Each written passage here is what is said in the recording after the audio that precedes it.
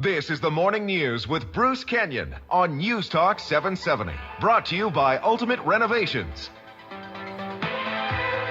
comes the rain again, falling on my head like a memory, falling on my head like a new emotion.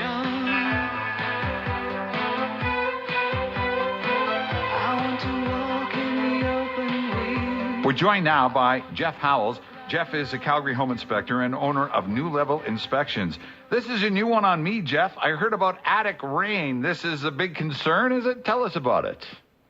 So attic rain is the accumulation of large amounts of frost in your attic.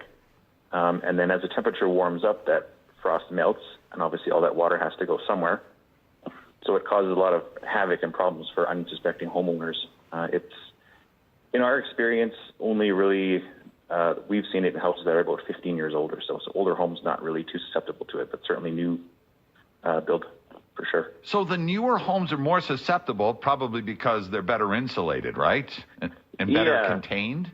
Yeah, the new houses, they're almost like a sealed envelope where there's not a lot of air transfer. Whereas an older property, like my house is 1978, energy efficiency wasn't very high on the priority list when they were building this.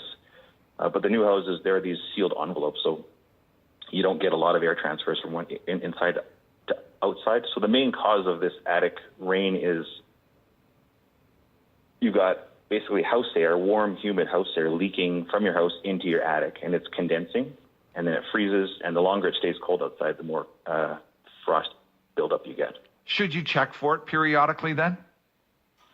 Well, you can check for it by looking in the attic. If you see it, then obviously you have it. The other thing you can do is check on the outside of the house. If you see water streaks coming down the exterior wall, there's a good chance that you have it as well. Is this related in any way to ice damming, which is not a big problem, I know, in Calgary, not so much as it is in places like Edmonton, but that's when the ice builds up, for those who don't know, on the eaves trough. Is that somewhat related? This is a different phenomenon than that. Ice damming is more of a ventilation and heat loss issue. This is not really tied with attic ventilation. It's more heat loss and then a pressure differential from inside the house to outside. So that higher pressure inside the house is forcing that warm, humid air from the house into the attic. So less ventilation, more air pressure, and air leakage. And it's on newer homes as opposed to older, did you say, or did I get that wrong?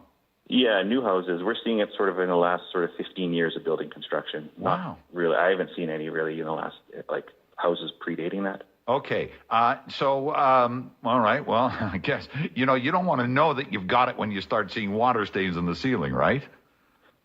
At that point, you obviously know you have it. The last inspection that we did where we saw it, the homeowner actually had buckets underneath his light fixtures because he had so much water leaking into ceiling lights. Yeah.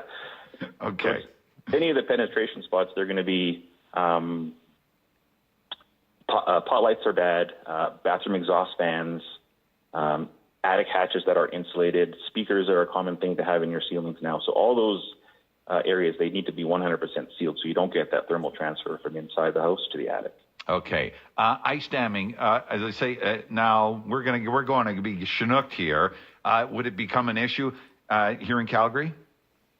For ice damming or for the attic rain? Ice damming.